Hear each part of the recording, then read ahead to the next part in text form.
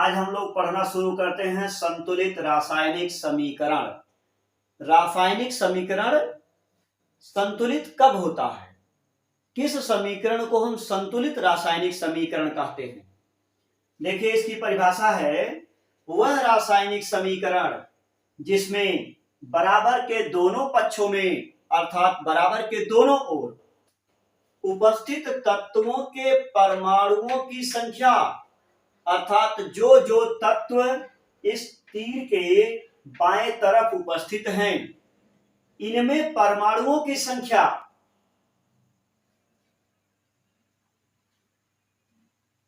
दोनों पक्षों में बराबर होती है। अर्थात अभिकारकों के परमाणुओं की संख्या मीन्स बराबर के बाएं तरफ जो जो तत्व हैं इनके परमाणुओं की संख्या उत्पाद के परमाणुओं की संख्या के बराबर होती है। अभिक्रिया के फलस्वरूप जो पदार्थ प्राप्त हो रहा है, उत्पाद जो मिल रहा है, इसके परमाणुओं की संख्या अभिकारक के परमाणुओं की संख्या के बराबर होती है। जिस रासायनिक समीकरण में अभिकारकों के परमाणुओं की संख्या और उत्पाद के परमाणुओं की संख्या बराबर होती है वह समीकरण संतुलित रासायनिक समीकरण होता है। परिभाषा आप यहां से नोट करके याद कर सकते हैं। समझिए, यहां पर जैसे लिखा H2 प्लस Cl2, यहां हाइड्रोजन के दो परमाणु हैं, क्लोरीन के दो परमाणु हैं और अभिक्रिया के फलस्वरूप जो HCl मिल रहा है, हाइड्रोक्लोरिक एसिड मिल रहा है, इसमें भी देखिए हाइड्रोजन का दो परमाणु है और क्लोरीन का दो परमाणु है। यह जो दो है H के लिए भी लागू होगा और यही दो Cl के लिए भी देखा जाएगा।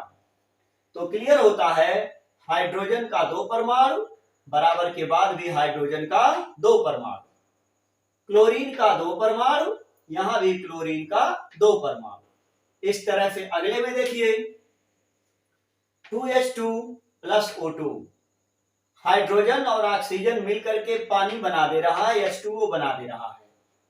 यहां हाइड्रोजन का दो दूनी चार, हाइड्रोजन का चार परमाणु, यहां भी देखिए हाइड्रोजन का दो दूनी चार परमाणु, यहां ऑक्सीजन का दो परमाणु है और इस तरफ भी ऑक्सीजन का दो परमाणु है। तीसरे समीकरण में देखिए नाइट्रोजन के दो परमाणु हैं, यहां भी नाइट्रोजन का दो परमाणु है। हाइड्रोजन के तीन दूनी छह, छह परमाणु हैं, यहां भी हाइड्रोजन के तीन दूनी छह परमाणु हैं। तो हम देख रहे हैं कि रासायनिक समीकरण में बराबर के बाएं तरफ और बराबर के दाहिने तरफ दोनों साइड में तत्वों के परमाणुओं की जो संख्या है वह बराबर बराबर है और जिस समीकरण में तत्वों के परमाणुओं की संख्या बराबर बराबर होती है वह समीकरण संतुलित रासायनिक समीकरण कहलाता है। इस तरह से हम लोग संतुलित रासायनिक समीकरण को आसानी से समझ सकते हैं।